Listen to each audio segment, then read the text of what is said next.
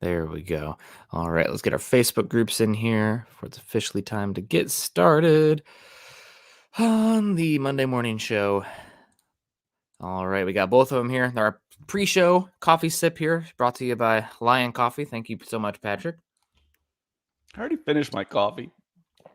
I got a new Yeti thing for Christmas that's like 30 ounces, and I had 1.5 of these yesterday, and I felt like I was vibrating with the universe. Lying. I always said I wish I could drink alcohol the way I drink coffee. If I have too much caffeine, I'm uncomfortable. I'm like, I'm done. Yeah, that was never the case with beer and stuff. Yeah, if I have caffeine after noon, then I start to have issues. And welcome into the old white people talking podcast now. Welcome in. It is Monday morning, 6:41 where I'm at, probably 7:41 where a lot of you are, and the 2nd of 2023. How was your New Year, Scott? Did you enjoy yourself? We already kind of talked about it on my end, but what did you end up doing? It was good. I went over to a neighbor's house, and they had there were some old college football players there. A guy who kicked named Lockie that I got to meet. He kicked for the Clemson team in '81 that won the national championship. So that was fun. Cool. Watch Michigan TCU, watch Georgia. I was in bed for the end of the Georgia game, but I did watch it. So I was awake at midnight. That doesn't happen very often. Way too late. Speaking of old white dudes. Yeah, it's way too late. Those games, I feel bad for you people on the East Coast. Like the kickoff What do you mean, you people? Yeah, you people, on the East. What was the kickoff time? 8 p.m. for that start of that game. By the time they kick off, it's about 8:30, and then those games go college games go 4 hours. They really need to put a shot clock on the replays, 20 seconds, and if you can't, I've said this before. I've ranted about this 100 times. Oh, this is a really close one. This is a really tough call. No, I hate to make this call. You don't have to make the call. Don't make the call. The call's already been made on the field. If it takes more than 20 seconds for me to decide if he screwed up or not, play ball.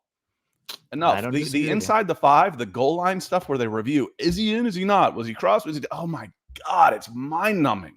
Yeah. Anyway, welcome in, everybody. Yes, I did finish my coffee. Can you tell? Let's say hello to some people, hopefully finishing their coffee up while we get started a little bit late today. Kevin Gray saying, morning Broncos country. Nick Scott, well, at least it was a fun game to watch. I'm in agreement there. However, very frustrating because it felt like the Broncos had very much a chance to win. And some 50-50 calls, I guess, going against the Broncos is how I'll put it out there. Maybe a little less than that. But I said, I'm hoping we get Harbaugh to fix the offensive line. Denver Broncos for life. Hope you had a good New Year's. It was good. We got our guy Ethan coming in. Always good to see you. Good afternoon, Jensen Broncos country. Ryan Slavic coming in saying, good morning, Broncos country. Competent coaching makes a huge difference. As seen on Sunday, I really do hope we land Harbaugh. We need a complete culture change, and out of anyone, he can do that. Absolutely. We got a guy, Patriot Tex, coming in, kicking us off here. First super chat of the new year on my end. I'm sure you guys had some last night, but I appreciate you coming in, Patriot Tech, saying only Broncos news that'll excite me now is hearing Jim Harbaugh is going to be our new head coach. We need a culture of toughness in Denver. And man, even before we get started on the game here, multiple Jim Harbaugh conversations here. It does sound like the Broncos are going to make a serious push on Jim Harbaugh. You've heard me talk about that on here for, I guess, since Hackett's been fired. That Harbaugh was very much something that the Broncos had their eye on. And now we have national reporters, Pro Football Talk, NBC Sports, et cetera, talking about the Broncos making a legitimate push on Jim Harbaugh coming to Denver. So any thoughts on that, Scott? I mean, sounds like Harbaugh is what the Broncos fans want. Well, and Patriot Tex, appreciate you coming in green for us. Happy New Year, my friend. And I'm proud of you, y'all. I mean, this is obviously a football savvy group that's in here like this, and not the Twitter reactionary. I said earlier today, Nick, this is a real hot take here, but the narrative is too reactionary. And I mean that. I was talking about players evaluations, or, this guy's trash. He had a bad game. Why would we want him? And I expected to start seeing that when TCU jumps up on Michigan. Why would we want Jim Harbaugh? No, everybody in this chat's still like, oh, we still want Jim Harbaugh. Forget that. I'm like, yeah, wouldn't it be nice to be in a position again where your biggest problem was you were losing Super Bowls and you can't get over the hump? I've called Denver Broncos fans spoiled before. I get it. No, I was like that with the Braves. The Braves were perennial playoff teams, but lost 14 straight series in the postseason. So I get it. And the shine, the luster's come a little bit off of Harbaugh at Michigan because they have lost 6 straight bowl games. Now, to be fair, only one of those mattered that I remember. I think this was They may have made a playoffs before. Okay, so it was Last the year second they one. got killed by Georgia. Okay, so they're 0-2 in playoffs, and they didn't play poorly. That loss, I don't put that loss on Harbaugh. I mean, there's JJ has a couple of bad throws, a couple of calls go against you. That's the game. That's a pretty good team on the other side over there too. That Harbaugh to the Denver Broncos, that would be something that would excite me as a Denver Broncos fan. I would be very excited because he's not just a college coach who's out talenting 12 out of 4 teams that he plays. He's got a track record in the NFL. This is a retread NFL coach who's done nothing but win wherever he's been. Yeah, I mean, some of the stuff probably on Harbaugh for that loss because he is the head coach. I thought that Michigan did a pretty poor job in terms of figuring out how to run against that 3-3-5 stack. It just felt like they were pounding their head against a brick wall the whole game, and Harbaugh is the offensive line in the run game. As far as the scheming goes, how many points did they score? A lot. I mean, it's a long game, and they put up. I was like, remember when it was 21-9 in the third quarter? Good times. Good times. Was it 42 points scored in the third quarter or something insane? And also you had the JJ McCarthy pick 6. I mean, it's not all on him. But I thought the 3-3-5, there was just way too many zero, what do they call it? Run stops for 0 yards or negative yards when you are Michigan with bigger, faster, stronger than the Texas Christian front. But he had a hard time with that 3-3-5. Anyway, we're really getting to the nitty gritty now instead of the Bronco game. But yeah, Jim Harbaugh would be a welcome addition to me. I think he's far and away my number one for the Broncos. I keep seeing Dan Quinn tossed in the same breath as Jim Harbaugh, and I don't get it. I think Dan Quinn is a obvious step down from Jim Harbaugh. But again, I think it's a little bit of hedging from the Broncos media and PR side of things, because my understanding is they got eyes for Harbaugh. But if they don't get Harbaugh and they get Quinn, they're going to try to prop up that we liked Quinn just as much as Harbaugh, because of course we did. Don't be mad about us getting our second choice. It'll be one of them. Gary coming in, Broncos Orange. Appreciate you, Gary. Happy New Year to you as well. He says, good morning, Nick and Scott. I'm curious to know your thoughts on Rosberg. Love the Broncos country. And right back at you. Yeah, it's one of those things where, hey, would you be interested in a 10-year, $250 million contract? No? Okay, well, we never offered that guy anyway. Yeah. This was always our first choice. You don't make the actual formal offer until you've already gotten a yes. Yep. That way you can say you never offered anybody else. That's kind of how it works. And Gary, thoughts on Rosberg? Put a video up of him talking yesterday on the YouTube channel and on the Mile High Huddle YouTube channel, and was perusing the comments on there. And for the most part, it was a lot of Broncos country felt the way I did. It's like, this guy's winning the press conference. He really is. As far as game management and stuff goes, that could be I don't know as closely, it's a small sample size, but we're talking about, we use the phrase adult in the room a lot. This guy has a presence. Mm-hmm. He does. He has a presence and a sense of competency, and he's done really well. I think one of the comments I really liked, and shout out, you know who you are, said it's a shame. It may have been 78 Leadhead. I'll call him out anyway. Said it's a shame that it's taken for this long for this guy to be out in front of the media like this, because he's really, really good at it. So I've enjoyed the short time I've had to get to meet Jerry Rosburg as head of the Broncos. Yeah, and I see some. I'm not in here yet. I haven't gotten all the way down in the chat, but some conversation about him coming back as a special teams coach. He did that for a number of years with John Harbaugh. Maybe he'd be interested in doing that. The fact that he was retired and out of the league for a while makes me think that that's probably not going to happen. But I mean, you never know. Again, this will boil down to, what does he want to do? Mm-hmm. What does he want to do? Because I think someone coming in, again, with Evero, with Rosberg, those are good coaches.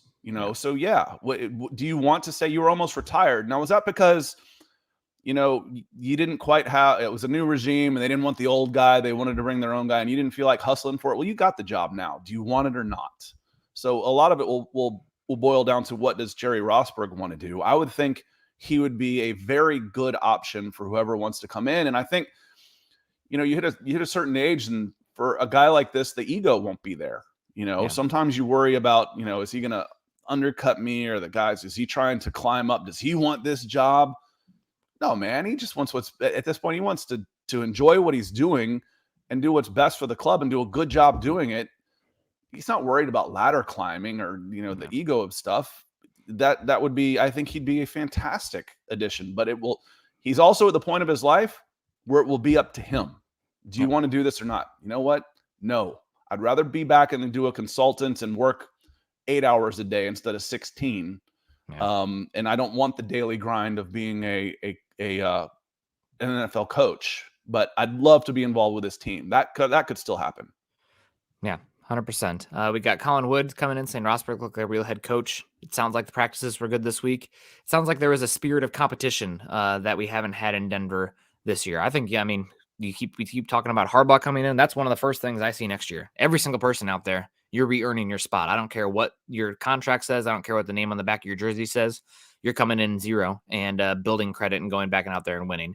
I know some people won't like that. You can't treat, your stars that way, but I think this team, nobody on this team really, in my opinion, has earned the right to come in and walk in and not fight for their spot. So that's one thing I like about what we've heard with Rosberg is there's been some clawing and scratching and competition in there this week. You want to be a star? You better give me a star effort. Why are you a star? Nobody, you're going to go into this offseason at what? 4-13, 5-12 at best. Yeah. There are no sure things. Nobody's earned it. It's got to be re-earned. The only thing that I would just about guarantee is who's on the team based on contracts. Yeah. But playing time shouldn't be guaranteed at all. Nope, not at all. Come in and work. Joel coming in saying if Jim Harbaugh's our coach and we get a solid offensive line, remain healthy, look out. Absolutely. The Broncos, they're one of we talked about it last year with the Falcons having incredible one-score game luck. And the Vikings this year, I think, are 11-0 in one-score games or something unbelievable. Talk about a regression candidate for next season. But Broncos very much a positive regression candidate next year with injuries, with competent coaching, with the one-score games, et cetera, et cetera. Now, it's a gambler's fallacy. Don't bet on that because the odds reset every single year. If you look at the larger sample size, you would assume that it would, but it resets because those other ones already happened in the past. It's like flipping a coin. Every time it's 50-50. It doesn't matter what the last not for me, it's not. It matters. But no, it's I'm like 1 for 4 on calling, maybe at best. That's why I think I told you play the one time I won big, big. I was a kid. $100 was big to me. Making $5 bets was the first time I played craps, and I realized, wait, I can win by losing. Oh, I'm all over this. I won everything. I bet to lose. I'd be my role, and they're like, don't pass. They're like, wait, you're betting on yourself to lose? I'm like, yes, I am. And I'd win every time. And then the gambling gods figured out I was cheating the system, and they hammered me back the next day. And now Scott Love is covering the NFL draft because when you lose, Joel, if Jim is our coach, which is the least likely of these three? If you're looking at, because those are our 3 ifs right there, and any one of those ifs make it tough, but they're all possible. Mm-hmm. They are definitely all possible. Rank those ifs. Which are the easiest and the hardest? I think easiest is probably getting, some of these are, multiple of them are subjective. What does remain healthy compared to what the league average is? No team is completely healthy. What is a solid line? I think only probably five fan bases in the entire NFL would feel like a majority of the fans have a solid offensive line, where then you have everybody else screaming about it, and then like 10 teams that are actually god awful on the offensive line. So if I had to go with an order here, and you also have the caveat of having Russell Wilson, which just makes spit it out. Don't overthink it. Okay, number one, reaction, I think is, Nick. Jim Harbaugh, probably number 1 most likely. Number 2 then is probably out of these things. I think then it's followed by a solid offensive line, and then it's probably remain healthy. So I'm starting from where you are, and do you see improvement? Yeah. And I rank it that the easiest one of these for me is to improve the offensive line. That should be the easiest to see improvement there. Next for me would be to improve your health of the team. The team should remain. You make some changes and you get a few more. I hate to say breaks, but that's what came to mind. A few more breaks go your way, and you should be a little bit more healthy. And then Jim Harbaugh is. I'd still put the odds of that below 50%, just because he's making a ton of money at Michigan, and Michigan is one of the premier football jobs in this country, regardless of NFL versus NCAA. You know, don't tell me that Nick Saban's job is less prestigious than all but like 3 NFL jobs. You know, he's a god down there. So I think that would probably be the hardest. For me, the easiest would be to improve the offensive line. Diego coming in yellow. Appreciate the super Diego. He says, good morning, fellas. Hope you had a happy new year. I went to my first Broncos game yesterday and I got a picture with PS2. Well, that's very cool. I thought we played well yesterday, but damn, the refs were awful. Couple big calls. Let's touch on those before we get accused of glossing over those, Nick. Well, the number one was the offensive pass interference called on Courtland Sutton on a 3rd down that wiped out a 44-yard pass reception on a 3rd and long. The Broncos end up punting then after that and then give up 14 points in a blink of an eye. They had the lead when that penalty happened, and then just like that, it snowballs. Russell Wilson throws a god-awful interception. That one was bad. That god-awful. What are you doing? And the Broncos end up losing the game. You could probably point back to that one, the momentum changing. I mean, the field position would have been completely flipped. That one sucked. I know that Sutton and the defensive back did touch hands, but it did not. It looked like general hand fighting. It's a crap call. That doesn't get called 99 times out of 100. It doesn't get called. If anything, they call it on the defensive guy. I mean, I talk about what's fair and what's not fair. How defensive backs are treated in this league is unfair. They're not allowed to do anything, and the offensive guys usually allowed to get away with assault. The fact that they called that was a joke. I mean, I hate it when people use that phrase in writing. It's a joke. That one was a joke. That was a travesty. And we've gone back and forth. Some of us as MHH hosts and stuff talking about the defense did this, the defense did that, and the Broncos have momentum, and defense get a stop. I'm like, here we go.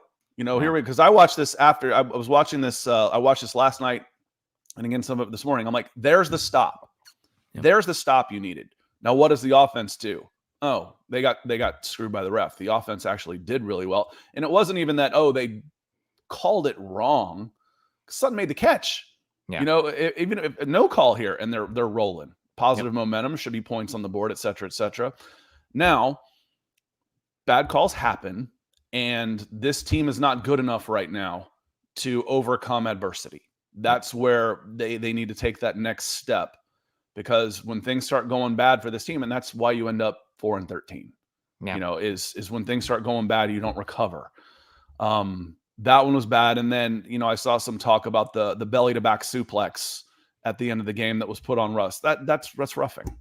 Yep. Let's cue up Grady Jarrett on Tom Brady and compare that to what Jones did to Wilson, and it's not even close. Yep. You're not allowed to sling a guy to the ground like that anymore. Like I said, that's a good belly to back suplex, Michael Hayes style. Shout out to anybody who remembers the Freebirds. And there were a few other calls in this one that were questionable. The Kadarius Toney reception down the far sideline looked like pretty obvious offensive pass interference. He did that. They don't call offensive pass interference. That was my point, Nick. Well, that one was much more egregious than what we saw versus Justin Simmons, and the refs out there doing their best bird box interpretation. And then also you had the potential offsides there at the end of the game when on that 4th down, the guy's head was in the neutral zone, the ball snapped, and no call there. So definitely a game where the Broncos felt like they got a little bit jobbed. The offensive pass interference is the most egregious one. I will say, though, this isn't a game that the Broncos got no breaks. They had some of them that were their own doing, but the special teams, to see that Alex Singleton punched the ball out on a punt return and then you get the ball at the 12, the 8, something like that. That's a break that you don't get very often. You created the break. Let's be real, but that's still something that you got the advantage of. And then also a Patrick Mahomes interception in the end zone, taking points off the board. So it's not like the Broncos completely deserved to win this game and it was ripped out. This was a 50-50 game, and a call like that makes a difference. And the fact that you went into Kansas City, coaching change, terrible. And we need to get into this. It's kind of hard to even analyze, but horrible effort by your defensive front, and the pass rush was just god awful. You had nobody out there, but the fact that you're able to come into this situation and have a toss-up 50-50 game against the Chiefs, maybe a moral victory. Just feel bad for the guys because they work super hard, and have this streak extended to the offseason, 15 games in a row. It sucks. So I feel bad for the players in that regard. And Gary coming in, and that was Rosberg's, and we can play that if you want to. His message, I feel bad. I feel really bad for the players and the fans. It was a good message. Check it out on my Huddle. It's got about 9,000 views already. Because then he finishes off importantly. He says, "But it wasn't good enough. We can talk about this, and this, but it wasn't good enough." It's again, Jerry Rosburg has won the press conferences, and he's winning the locker room like that with a commanding presence. Gary Palmer coming in green second time, so he's going for the brace. That's goal scoring talk for 2 goals, hockey, soccer, whatever. I agree that Harbaugh is 1, but do we agree on that? Is Harbaugh 1, or would it be Paton? And he's already been told no, that it's not going to be Paton. But what is the B plan, the backup plan? By the way, that was one of the worst officiating I've ever seen. And again, nobody here is saying the Broncos win that game, but let's be fair about it. It doesn't change the fact a bad call doesn't. Winning and losing doesn't change the fact that those were bad calls. Does that affect winning and losing? It certainly didn't help. That one, I will promise you. Backup plans. You think Quinn is plan B? Quinn and Frank Reich seem to be plan B and plan C there. They want to bring in somebody with head coaching experience. I personally think that overcorrection is always poor. I guarantee you this year, the Broncos are going to go from one of the youngest staffs in football to the oldest staff in football because nobody can ever just reset things.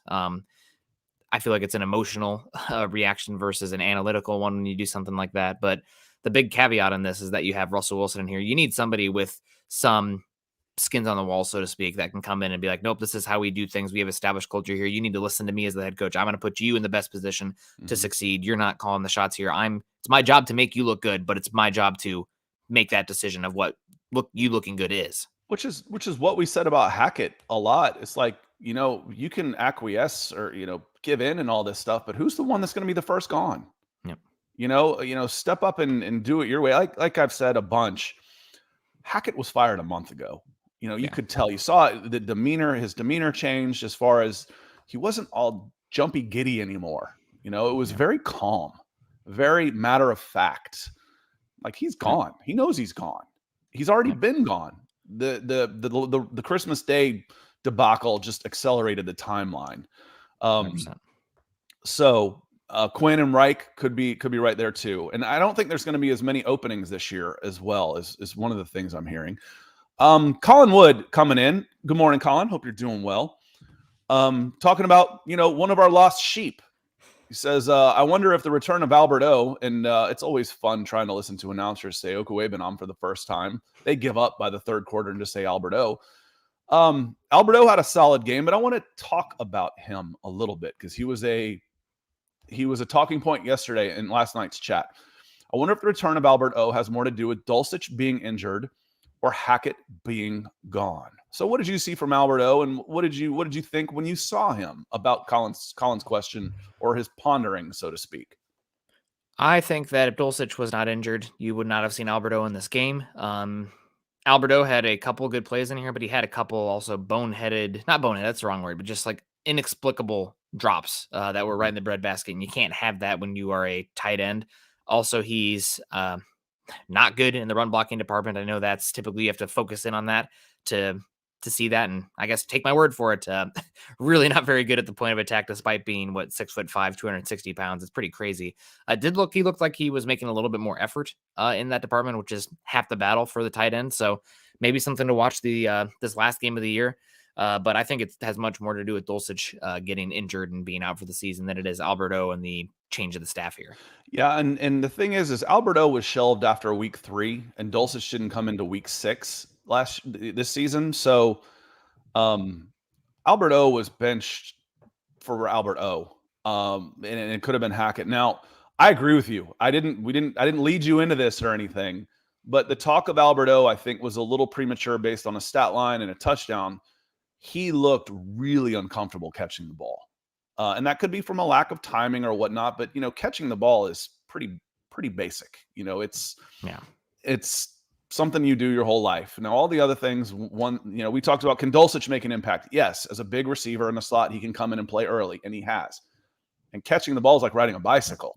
Yeah. And he had a couple drops, even on that touchdown catch. My goodness, he fought that ball in and almost dropped it. And then I was going to ask you, because you pay very close attention to this. where does he grade as a blocker compared to Beck or Saubert or those type of things? Does he compare? Because as a receiver, I think we'd probably agree, even just on a short sample size, that Dulcich is a better option as a receiver. And if he's fighting the ball and he's having trouble blocking, well, I can see why he hasn't been playing a ton, despite the the solid production game. He was fighting it, man. He was fighting the ball. I mean, he's a niche player. He is massive and fast in a straight line. And if you want to call some plays where he's trying to split the safeties or run in the seam, that's great. He probably needs to be better in the run blocking and pass blocking department. He also probably needs to bring some special teams value that we haven't seen from him to be that limited as a tight end. So he's a very fun and unique player in terms of the skill set that he has, but not well-rounded enough, and got to make the simple plays out there. As far as blocking goes, I mean, Greg Dulcich is a pretty poor blocker right now. I think he's a much more nuanced player in the pass game, much more quick and body control and sure-handed than Okwuegbunam. Okwuegbunam is faster vertically than him, but he's going to get another week to go out there because they need all the pass catching help they can possibly get. Yeah, and maybe, go out and, even if you don't want him, again, players being successful. I know this is no kidding, Scott. Thank you, Captain Obvious. But being successful is good for you, even if they're not going to be part of your team, even if they're not part of your plans. Them having some success and showcasing them helps. Maybe I can move him and get something for him out of it in the offseason. If somebody else falls in love with that and looks at his college stats and says he had 23 touchdowns at Missouri and he can still run and move like this, yeah, I'm real interested. Mike Woodward coming in says, good morning, everyone. James Webb, top of the morning to you. Nick, I have another question from a player who seems to have had a revival in the last couple of weeks. We've asked this several times, and our answer has changed throughout the season. Where do we stand now on Jerry Jeudy's fifth-year option? Okay, so there's a lot of nuance in terms of they changed how the fifth-year option works recently, and I'm going to have to do a little digging on this. But my understanding, there is a playtime slot for how many games or how many snaps you've played. I think it's how many games you've played that can add different tiers to that fifth-year option. And given how much time Jerry Jeudy has missed, he's going to have the cheapest version of the fifth-year option afforded to him this year. And I think it's only about, maybe it's 15 million or 12 million guaranteed over. It's pretty low compared to what some of those other fifth-year options are. So right now, I think I am on the fifth-year option for Jerry Jeudy. I think that this team needs enough help on the offensive side of the ball that you can't afford giving up on those players. Also, the tag on wide receivers is insane. It's not like we're talking about a running back here or something where like the fifth-year option is more expensive than the tag. It goes up by unbelievable amount tagging a wide receiver. So I think right now this is very much a fifth-year option now. Jerry Jeudy had a fine game this week, not really the most explosive. The efficiency was not there. What do you have? We have 7 receptions, 38 yards on 8 targets. He's catching a lot of short passes, including one that was skipped to his feet on the line of scrimmage. I'm like, Jerry, drop that. It's going to hurt your average, and Nick's going to get on you for it. No, I saw that. That was a good one by him, and he did have one that also bounced at him. Russell Wilson had a few good quick game ones. I thought he was better in the quick game this week than we'd seen in a bit. I agree. I agree. We had not seen that very much from him this season, so that was looking better. But yeah, no, definitely right now I'm on the use the fifth-year option on Jerry Jeudy from what we've seen.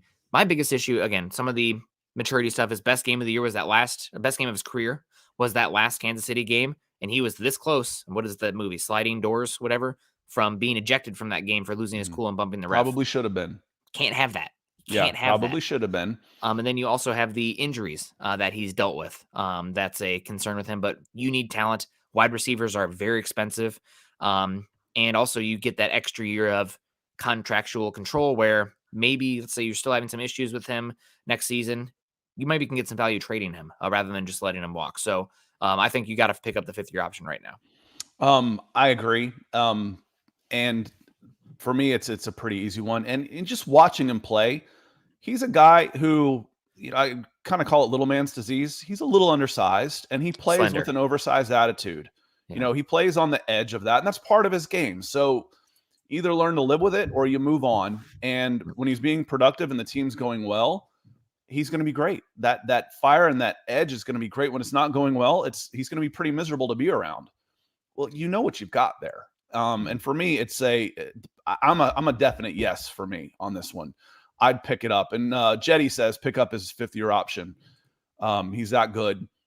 And I think he can be. Again, he plays with such emotion when he's out there. You can see it, that there's big swings. I need Tim Patrick as my steady, and that's what we're missing out there right now. But I don't mind having a guy like Jeudy out there who's bringing something a little different from a skill point of view, and he's an emotional player. I'm okay with that. But he says dropping Jeudy and hiring a worse coach would be a Broncos thing to do. Jeudy, I bring that one up because when we're talking about the 5th-year option, that's for 2024. He's finishing up his 3rd year, and this isn't just for you. This is for everybody that might not quite understand all of the contract situation. You have to pick up his 5th-year option before his 4th year. Yep. So kind of like Josh Jacobs with the Raiders this year, if you don't pick it up, you still have him under contract for his 4th year, and you still have that entire window to negotiate a new contract for him. So it doesn't necessarily mean you're dropping him, and you can also trade him during that time. But based on you have him for 1 year no matter what.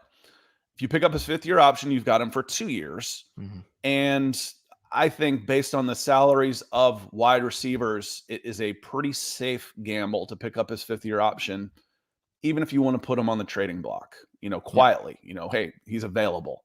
What do you want to give for him? Because, Russell, let's say we talked about Christian Kirk, $20 million a year. Russell Gage. Who here? Raise your hand in here if you know who Russell Gage is. Russell Gage got a $15 million a year deal as a 3rd wide receiver with Tampa. Yep. He's not as good as Jerry Jeudy. He's a little more professional than Jerry Jeudy, but he's 5 years older than him. Yeah. And he's had to fight for it a lot more than Jerry Jeudy has. Yeah. $15 million a year for Jerry Jeudy for one more season. Yeah. Pick that thing up. Even if you want to maybe put him on the trading block. 100%. We're not putting Doug Freeland on the trading block. You were there for a second, and then Scott took you out. No, we want to say hello to some people on here. Doug, cute dog pick. We appreciate you. Happy New Year. Good morning. Gatorade Gaming's in here as well, saying morning Broncos country. Always good to see you coming in here. Gatorade Gaming. We got Mark coming in saying howdy. Scott, Nick, and Broncos country. Our guy Dave Glassman in the house saying morning, gentlemen. Heart Jerry Rosburg. Yeah, Jerry Rosburg's been fun to listen to, man. He's one that put a few drinks in him and sit around the table for a bit and just talk old ball with him for a while. It'll be a lot of fun. We got Alabama Shagreen coming in saying Merry New Year. Looks like we can play with anybody with the right coaching staff in place. Give me Harbaugh. I do want to, God, I'm such a Debbie Downer in here. There's such a thing as an interim coach bump that we tend to see where teams kind of fight a little bit harder because the stakes have been, everything's been shook up. Oh my God, we got to fight for our spot. We can't be complacent here. That you see after one game. I mean, Jeff Saturday won their first game pretty convincingly. Steve Wilkes is still writing, although he should probably be back in Carolina. That's a name, actually, that we haven't talked about much in here. If the Carolina Panthers move on from Steve Wilkes, yes, please. I'd be very excited about him in Denver. Talk about a second-time head coach who got shafted that one season in Arizona. But talking about the one game bump, this is just one game, and we say it all the time. This is especially true for somebody that's not on the field. Jerry Rosburg and this coaching staff in general, they look better. It's a one-game sample size. You don't want to make too much out of that. You don't want to base your future or decisions on one game. And the other part of that, Nick, and appreciate you coming in, Alabama Shagreen. That feels like a new name, so welcome. Hit that subscribe button so if you haven't already, and we'll hope to see you again. Talking about Rosberg, I forgot completely what he was going to say. You were talking about a one-game bump, as I was making sure to say hello to our community. I forgot what I was going to say because I've been thinking about this comment from Montana Altitude as well, coming in with a yellow super. Appreciate you. He says, good morning, Nick and Scott. We must be sure to have a safe contract with a new head coach and avoid the Paton Wilson debacle. The thing is, from a monetary point of view, it's not going to be a safe contract. It's going to be you're going to get a lot of criticism for the rest of the NFL for resetting the market, I think, for a head coach. If you get somebody like Sean Payton or Jim Harbaugh, it's going to be 15 million plus 8 years. It's going to be a 9-figure contract. Bet on it because Harbaugh's already making 11 and change at Michigan. If you really want, the only thing that holds Michigan, the contracts down in the NCAA for teams like Michigan, Texas, Alabama, is how high are we willing to go before we start getting kickback from taxpayers, the universities, students, et cetera, because their funds are unlimited. I mean, they're unlimited. Yep. They've got all the money without the expenses of those player salaries. Yep. It ain't going to be a safe contract from a monetary point of view. It's going to be a 9-figure contract, but the only risk involved there comes to the Walton Penner Group. Mm-hmm. There's no salary cap for coaches, just for the guys out there getting hurt on the field. That's where we have to restrain our costs. Yeah. There's no salary cap for that. So all it matters is what you're paying out. And that comes out of your billionaire owner's checkbook. There's no financial fair play. There's no salary cap.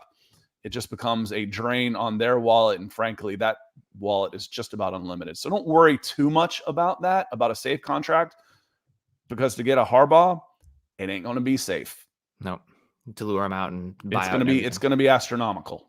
Yep. And you're going to get criticism for it because the rest of the owners around the league are going to talk to their little buddies in the media and say, we don't want this. They're really, they're pushing, they're pushing other people out of the market, and they're upping the thing, and think about the children and the old people and the health and all that kind of stuff. You'll hear all of that. And I'm going to remember this 36 minutes on January 2nd. I'm going to post this again if the Broncos go out and set a market setting contract. And I'm going to put all of the links in there where the Baltimore Ravens owner is complaining about spending too much money, and the Cleveland Browns is, oh man, this was a what do you call it? An unreliable, that's not a word. Unrealistic, still not the right word. Unprecedented. Irresponsible. This was an irresponsible contract from the Denver Broncos. Probably. That's kicking and screaming there, but what can you do? Get ready for it. It's coming. Yep. If the Broncos get Harbaugh. Hopefully they don't do that with a Dan Quinn. Greg Smith, top of the morning. Good to see you, Greg. Hopefully the holidays are doing well for you, given everything you're dealing with right now. We got our guy Patrick coming in here saying, morning, gents. Brewing up some Kona. Oh, God. So good. Anticipation of draft coverage this offseason. Offensive line. Anyway, here is being one day closer to relevance. Patrick, and you guys are going to hear me say this a couple times on here. I've started to do the work on the offensive tackle class, and I got to say, I am not impressed with the offensive tackle class from the guys that I've watched. I think that Paris Johnson Jr., the offensive tackle for the Ohio State Buckeyes, is far and away the number one offensive tackle in this class for me. I think Peter Skoronski, if he has sub 32-inch arm length, he's going to play guard or center. I mean, that's just, you don't see those guys play there in the NFL. I think there's one starting offensive tackle that has sub 33-inch arm length out there, which sounds crazy, but I mean, it's just the reality of the position, especially with how some of the freaks that you see out there on the defensive line, those pterodactyls. So Peter Skoronski, I don't know if he's a tackle in the league for me. Then you have Broderick Jones at Georgia and Anton Harrison at Oklahoma. Both talented players. I think Broderick Jones is more upside, but he's really hard to evaluate at Georgia because they run very tight sets with their offensive line, and they run almost exclusively two tight ends, so they never really have that wide go in the drop back pass game. He's a hard evaluation for me. Then you run two tight ends too if you had two of them like that. Oh yes, but for isolating the prospect, it's hard. He's very raw. I think he's going to be bad. Honest to God, bad year one in pass protection because he's so raw there. And Anton Harrison at Oklahoma, he looks like pure left tackle to me. Haven't seen the right tackle reps, but I've heard there's some concerns there about him flipping. So not the best tackle class, not the best center class. We'll see. They need to spend on offensive line before they in free agency before they even think about the draft. Well, and in the draft, you can hit the interior line in the middle rounds. I think the highest graded rookie offensive tackle in the league right now is Braxton Jones. I think he went in the 5th. That was our guy, Southern Utah. Yeah, somewhere in there. And it was a guy we liked coming out, long arms. He was I think he feels to me like he was a little shorter, like 6'4" maybe, and not the 6'7" beast. Yep. With really long arms. So he had the traits and great feet, showed really well at the Senior Bowl. I'm waiting for guys like that to come out, Nick. I can't wait to go to the Senior Bowl and to the Shrine Bowl and see some of these guys that it's a controlled environment. That's the difference is, we talk about stats and schemes. Put them in a controlled environment where you can see everybody doing the same thing that translates to football and who's doing it better. Now, that doesn't give you 100%. There is no 100%. But when I see Braxton Jones out there and the way he can move in space, the length of his arms, holding his own, then I wait for his pro day and combine and I check the numbers and I'm like, yeah, I check all those boxes. He held up against good competition. He's got great measurables, all this type of things. Hey, he's a pretty good football player. Yeah. No kidding. Funny how that stuff works. Appreciate you coming in, Patrick. Finished my brew this morning. And Deanna Hendry coming in as well. Coming in Broncos orange. Happy New Year to you as well, Deanna. Says, morning, Scott, Nick, and Broncos country. That's all, y'all. I think it's going to be Harbaugh. But if not, then Quinn. Well, I'll tell you what. Deanna was fan 1 on the Fire Hackett bandwagon. And I think she willed it into action. So she says it's going to be Harbaugh. Who am I to say it's not going to be? Yeah. I mean, God, that's Deanna's helping get us to there. Just start using some of the super chats to the Broncos. No, the ownership group doesn't need any help. Actually, I take that back, Deanna. We'll take the super chats here, and I appreciate all the support coming in here. And we have another super chat coming in from John Clay Evington saying, "Morning, gents. My favorite MHH team." Saying, I suggested the other day that Eric Trickle, that the Penner Group would offer Harbaugh 7-year, $198 million contract. I got roasted by Eric. Thoughts? I can't imagine them paying him that much, especially the years on that. I could see like 6-year, $20 million per year kind of thing here. But I think the big thing with Harbaugh, it's not just the money, it's the control. And that's a big part of this as well. We already see George Paton has rescinded some power. Also, for how good George Paton has been for his draft class 2 years ago, the draft class this past season is coming up smelling like crap right now. I mean, it's 1 year. I know they didn't have their first and second round pick, but like we talked about it, the Broncos pass rush this last game against the Chiefs, horrible. The only time they even got close to Patrick Mahomes was when they blitzed. And I know they were without DJ Jones, Draymond Jones, Baron Browning, Bradley Chubb, Randy Gregory. Of course, they're going to look bad. You also have your second round pick out there, Nick Bonito, who maybe got close once and was getting power lifted in the run game. Just horrible in that game. You have who else is out there in this Broncos draft class? Montrell Washington being inactive, healthy scratch out there, 5th round pick. I know, it's a 5th round pick. It can't be a bust. If you're drafting somebody who's purely a special teams returner in the middle of the 5th round, that's a freaking bust. You're not drafting a developmental offensive lineman or a quarterback or wide receiver. You're drafting a niche specialist, and he's healthy scratch. That's a bust. And Falcons then you trade up Falcons did that last year in the 7th round with Avery Williams. He's and awesome. Avery Williams is an alternate Pro Bowler. And he's awesome. Good pick. Yep. That's a bust in the special teams realm. It's year 1, so we're not writing that in pen yet, but not good. And the other one here, trading up for Luke Wattenberg in the 5th round. Now, that's a developmental one, but you have Quinn Bailey getting the start when Dalton Reisner gets hurt. Who comes in for left guard? Not the guy you traded up for in the 5th round. You bring in a street free agent, really poor tackle in Quinn Bailey, and he was better than Luke Wattenberg. So again, Paton, not a great draft class right now for this last year. Dulcich and Mathis excluded. You like to talk a lot about, the coming back to the norm. So Paton was lauded for his first draft pick. And you also, I remember you saying that's not sustainable year to year. Well, here it is. It is. You can do things. Again, I made it sound like it's real easy and everything. It's not. There's no sure thing in the draft, for sure. There's ways that you can hedge your bets and you try and hit on more than you miss, but there is no sure thing in the draft. You're dealing with people, not computer programs with a number next to their name in Madden.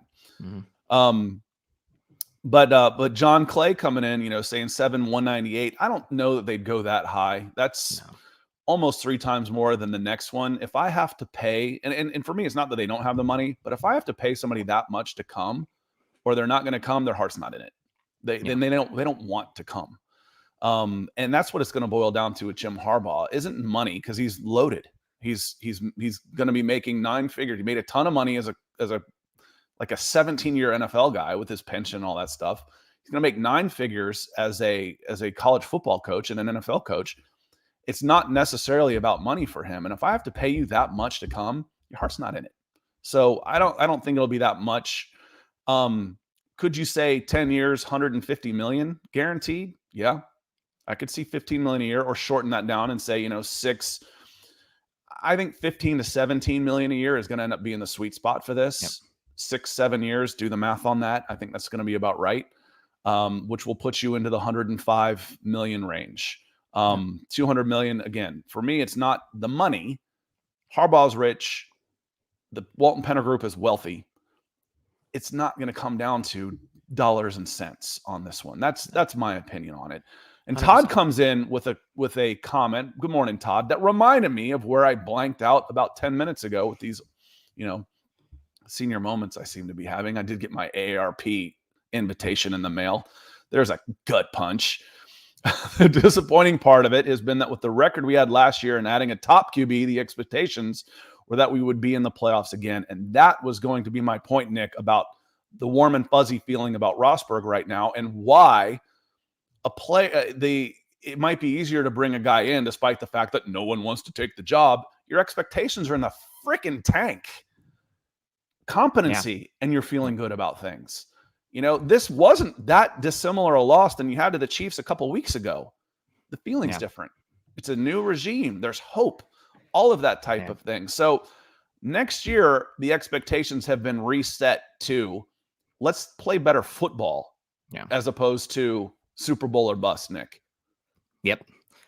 In the words of one of my all-time favorite tweets from Mike Gundy responding to the report that a runner in Colorado strangled a mountain lion that was attacking him to save his life. Compete. I think that's the big one here that you want this season. You want to have some competition. Hopefully that'll start with the quarterback playing better and the head coach establishing a better culture in that locker room there, being a guy. Deanna coming back in, $20 saying we need an offensive line. With that said, the way they played yesterday showed a huge problem with Hackett. Happy New Year. Again, one game sample size. It's really hard to draw too much conclusion from a one game sample size. Like to use last year's example of the Jacksonville Jaguars beating the Buffalo Bills. What was it, 9-6 in that one game in Jacksonville last year?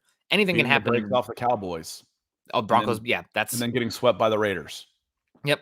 So one game sample size. The Broncos played the Chiefs tough this year. Hopefully that can instill some confidence in the guys that are back next season. That it's not some monumental thing. We can hang with these guys and punch in their weight class when we play good football. But definitely coaching has been an issue in here. It's something that's going to improve drastically next season. And you're going to see it all season, all off season, I think, from the big sports talking heads that the Broncos are a massive positive regression candidate next year because of improved coaching, injuries, one-score games, turnovers, et cetera, et cetera. These things should all these factors point to the Broncos being a better team than what their record is this year, and then therefore being a team with a positive regression. And I see some talk in here about the defensive line. There's a little bit of debate in here about it, whether it's okay, whether it's not. You need more defensive linemen. And depending on what Draymond Jones does, you might need a couple defensive linemen. You can tag him. That's still a lot of money to drop on Draymond Jones for one year. I still think that's a risk. I'm not add the option for Jerry Jeudy. Yes. $20 million for Draymond Jones. I'm not there yet, Nick. That one's still a little bit more questionable for me. I would certainly try and approach him with a contract first. And Gatorade Gaming comes in. He says Washington was a Stooks pick, supposedly. And I didn't see the inactives or anything before the game as I was watching. I was like, I wonder if he was inactive. This has to be a interim coach who was a special teams guy decision. And Hinton looked good back there. Yeah. Did a good job. But I'm going to take a little bit of issue with this because when you're the general manager, they're all your picks. Yep. If you own them, they're your picks. Paton would tell you the same thing. Now, if he says, I may have listened too much to the guys and acquiesced too much of what I believed was the right thing to do at the time, that's your fault. That's your fault. I said the same thing earlier about Hackett. If you're the one whose ass is on the line, I mean, Stooks is gone too, but if you're giving in and doing all of those things when you're in charge, who gets the blame? I'm not blaming Stooks for picking Montreal Washington. He's not the one turning in that draft card. It's George Paton. That's a George Paton pick. And I'm not saying it was even a bad pick yet, but the draft is George Paton's draft until you prove to me otherwise that he was completely handcuffed by ownership, which is impossible because ownership has changed. Yep. Yeah, no, you're buck stops there with the general manager in terms of the draft and everything like that, unless you have the situation where the head coach has more power and final roster say. But that it's not the case yet in Denver. Elliot D coming in $2 saying Russ looking like CJ Anderson out there. Yeah, getting back into this game a little bit because we obviously talking more overarching stuff, but I really love the run design from this game. And the Broncos actually, they were showing an offense that I had been hoping for a lot this season. Now, the sacks were not great. The Broncos' interior offensive line, given how many injuries they've had, have been horrible in Scott's going to roll his eyes. Simulated pressures, where a guy's coming and going, they're terrible at identifying who their blocking assignment is and getting free rushers through that line in those third and long situations. But the run design this game for the Broncos was phenomenal. I thought that because of the threat of Russell Wilson with some of those power looks, with him being out there, caused the edges to be a little bit softer, created some holes between the line of scrimmage. And the Broncos finished with a pretty efficient rushing attack today. 24 carries, 117 yards, and 4.9 yards per rush. Also going 2 for 2 in the red zone. So I thought I saw some hope in this game from the rushing attack. And also when the run game was effective, then you saw some play action set up there. The Broncos took some deep shots off of play action. I agree that this team does need to continue to invest in the offensive line, but this screams a Jim Harbaugh style offense. I think would be the best for Russell Wilson.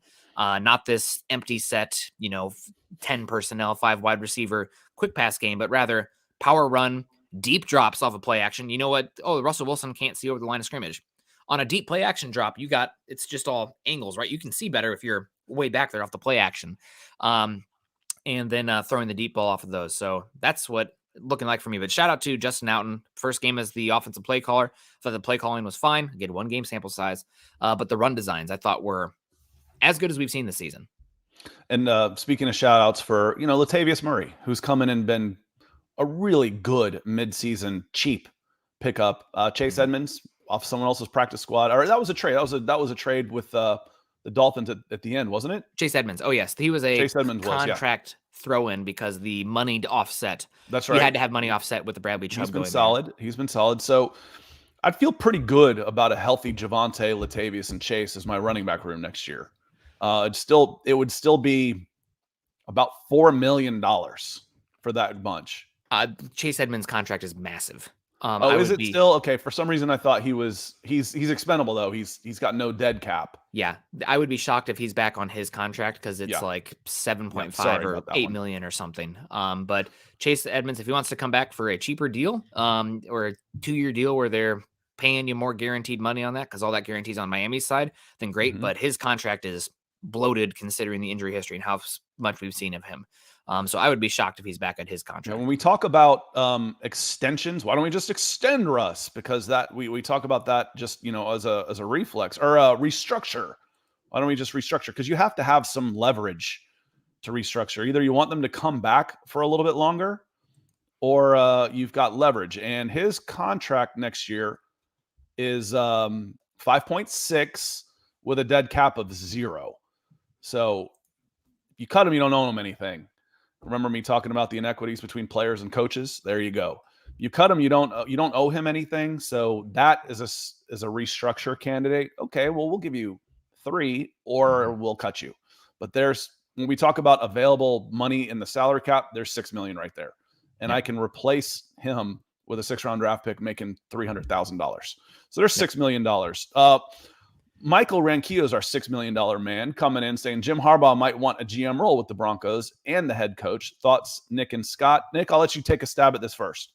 It does sound like it's not the GM role, so to speak, but you're going to have final say on roster decisions. Who makes the final call on players and evaluations. A lot of times you'll have the coaching staff be more on the pro personnel side of things versus the college personnel, but 1st round pick, whatever, they want to make sure they're getting a guy that fits what they want to do, the culture fit, and have the final say on that. So power dynamic, this one sets up there's others in the league that set up like this, but if you brought in Harbaugh and he wanted player personnel power, it would be essentially what you had with the Raiders with John Gruden and Mike Mayock, where Mayock, did a lot of the evaluations, had the scouting department, asking the coaches what they want. But when the team is on the line, who's making the final decision, or when the team's on the clock, it was the head coach and John Gruden.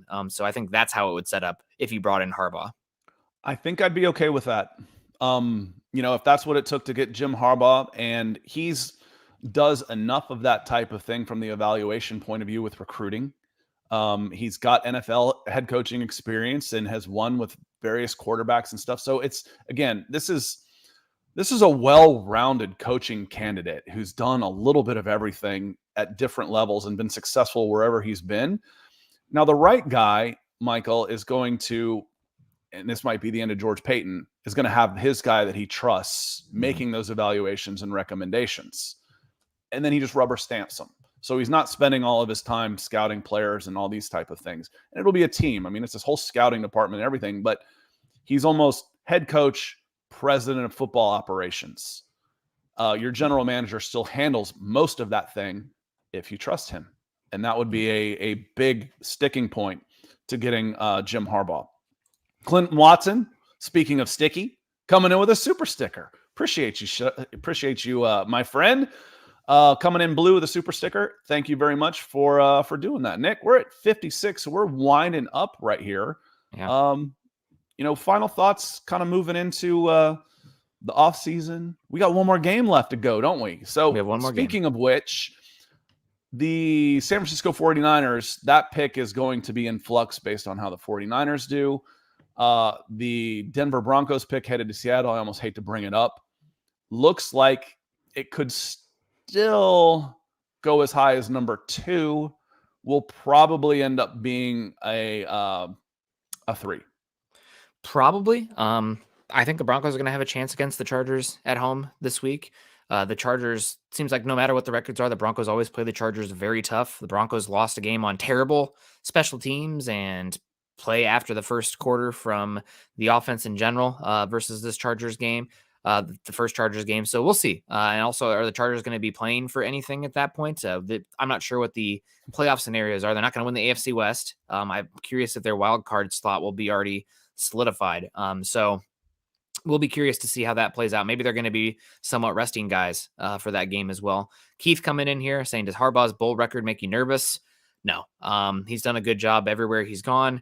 And if you're losing constantly in the championship games, that means that you pressed all the right buttons on the way to those kind of big situations. So Broncos aren't even close to being in those situations right now. So definitely looking for somebody who can take you to that next level. And Harbaugh's done that no matter where he's gone.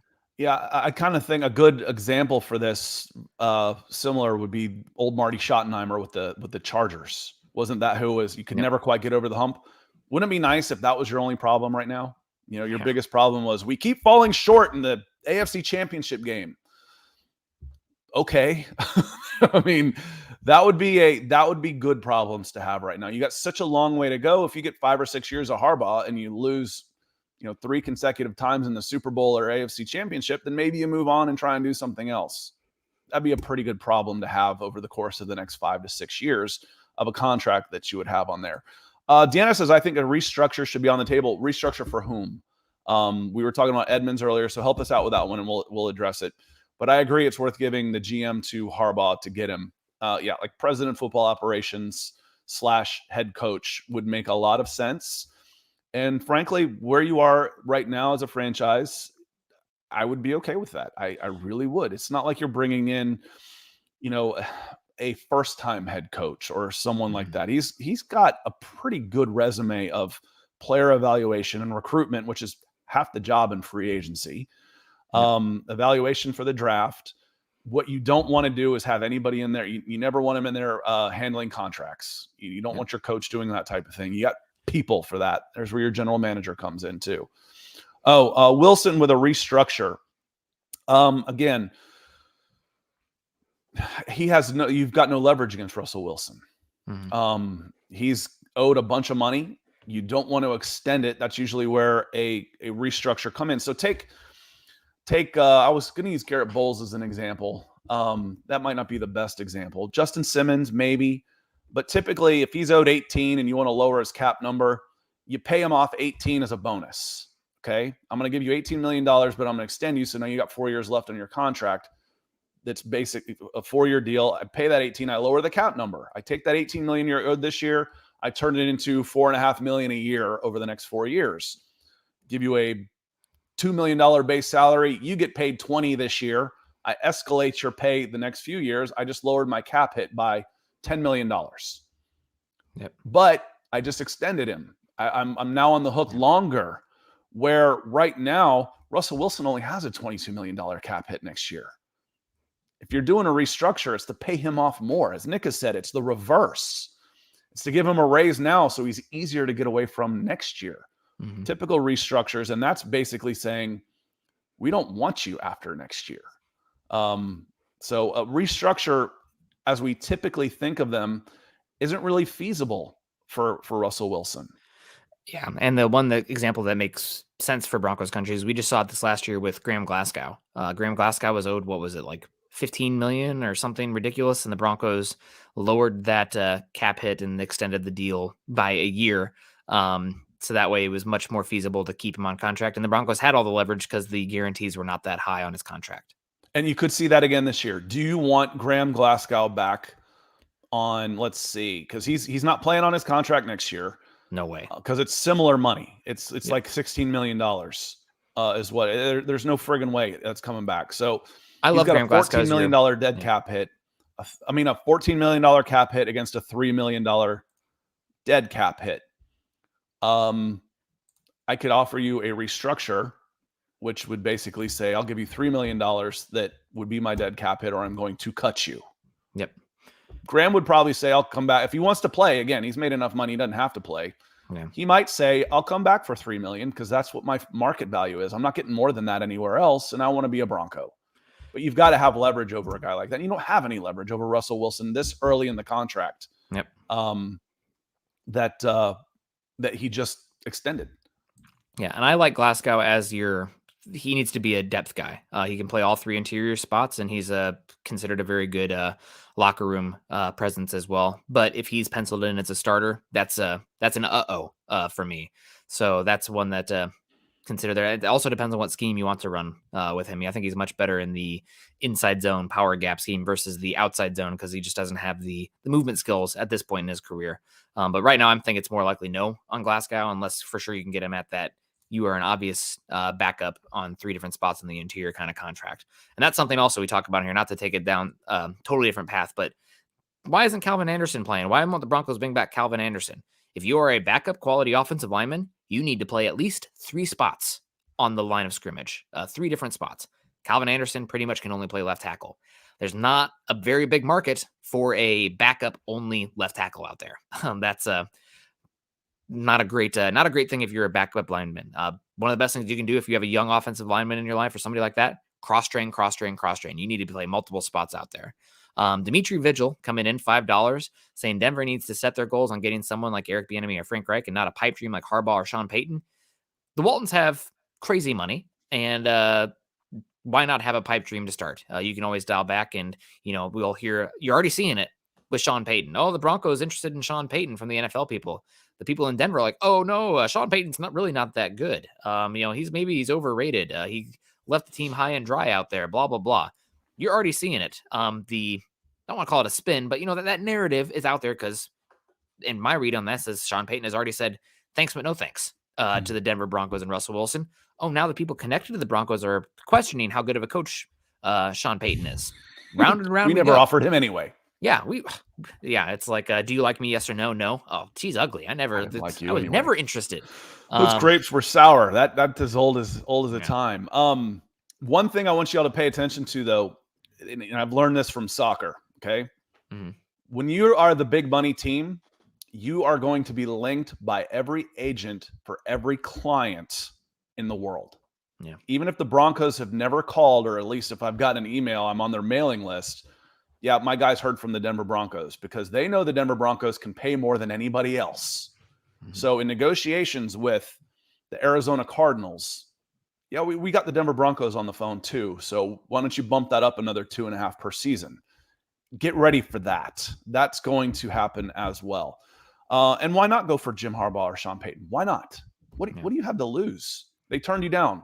Oh, we look bad. So what? You look bad now. Go for it, man. Yeah. Go for it. Are you worried about who you're going to lose? If they were my plan B, I'm not that worried about losing them anyway. Yeah, 100%. But final thoughts. Go for it, Dimitri. Why not? Yeah, you don't have anything to lose. Speaking about nothing to lose, 50 pounds coming in from Ethan saying, as always, good show, guys. Bulls would be the guy I want to restructure. I think the Broncos will approach Garrett Bowles with a restructure. If he doesn't accept it, he very much could be on the chopping block.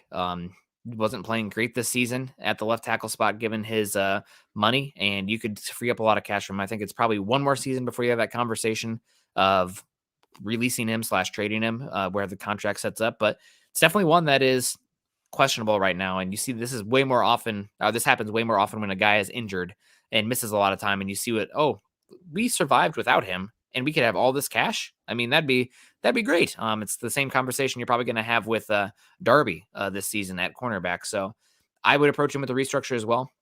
We'll see if he'd be interested in that. Early indication is that maybe not as interested in a restructure, but things change. Also, the fact that the Broncos maybe put a little bit of a hiatus on contract negotiations with George Paton there halfway through the season, maybe slowed some things down as well.